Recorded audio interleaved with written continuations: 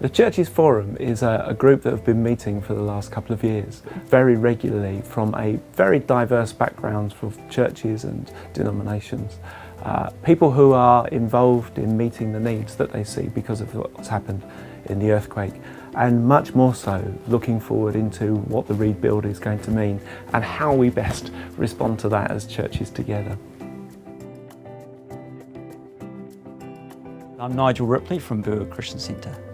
Within 2 days of the February quake, we opened up our church as a community centre every day for about 3 weeks. I'm John Day, Archdeacon for Mission for the Anglican Church in Christchurch Diocese. And myself, together with Julian White, who's our social justice enabler, he and I partnered and worked together, strong churches with those that were facing big issues, to help resource each other. Our church established a thing which we called Operation Comfort. We had food coming from Lincoln Baptist, Christchurch Chinese Church, the Catholic youth team came in, just a whole lot of things arrived from all over the place. The response from our people was extraordinary, just like all the other churches. Following the earthquakes, we realised we needed someone on the ground, particularly to coordinate some of the response care that was coming into the city. Churches and denominations began to appoint earthquake coordinators who worked alongside some of the leaders of NGOs in the city. We became aware very quickly that we needed to connect with everybody else that we could find as well. And it was far bigger than just the Anglican Church. We wanted to be part of the whole church in the city. And so a small group of people began to form, which met fortnightly to ask each other how they were doing, what was going on. Well, it was quite extraordinary who came together in that early group. Roman Catholics and Anglican and Methodist and Presbyterians and Quakers and Pentecostal and independent churches and Brethren, and so the list goes on. That actually was the beginning of the Churches Forum, and it was quite an energising time, even though it was quite traumatic, to gather and talk about what everyone was doing in terms of the church's response to the earthquake across the city. And what happened is, because there was such a need, the atmosphere amongst us was one which was extremely positive and encouraging.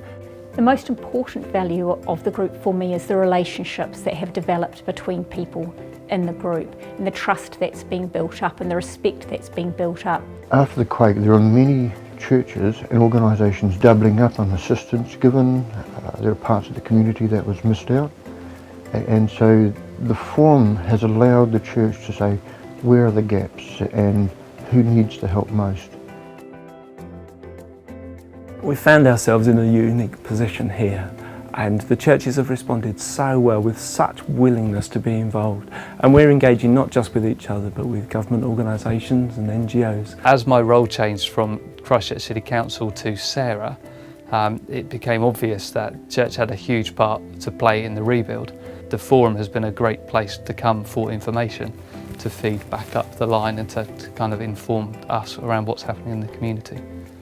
Sarah were very clear in acknowledging that in fact the problem was too big for any one organisation, and so they saw the church as an important player in the recovery of Canterbury. So the churches are now a clear voice in recovery. They see that they've got a role to play. They're working collaboratively. It means that our job as government isn't talking to 300 different people about 500 different issues. It's around talking to 1 or 2 people around the pertinent issues that have already been discussed. In all the years I've been in local church ministry, have never connected with such a diverse group of people, of Christians from all sorts of faith expressions. Setting aside any doctrinal issues or history issues, tradition issues, but working together for the good of the whole people of our region and city.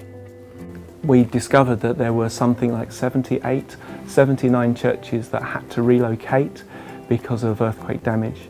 Most of the churches have now got their insurance settlements and are at the stage of actually beginning to look at where they rebuild, how they rebuild, what they rebuild, and who they want to be in the local community. We don't want to build one building if you're going to build the same building across the road. So it's become vital in terms of the relationships between the denominations. And I'd love to think that some of what we're going through and through some of our pain and struggle is turning into something wonderful that can be a real message for the wider body of Christ beyond Christchurch. And for me it's incredibly exciting that we as churches together can make such a difference for growing the kingdom in our city, that we can be a transforming presence together. Something, if we'd been remaining separate and alone, would never have been achieved.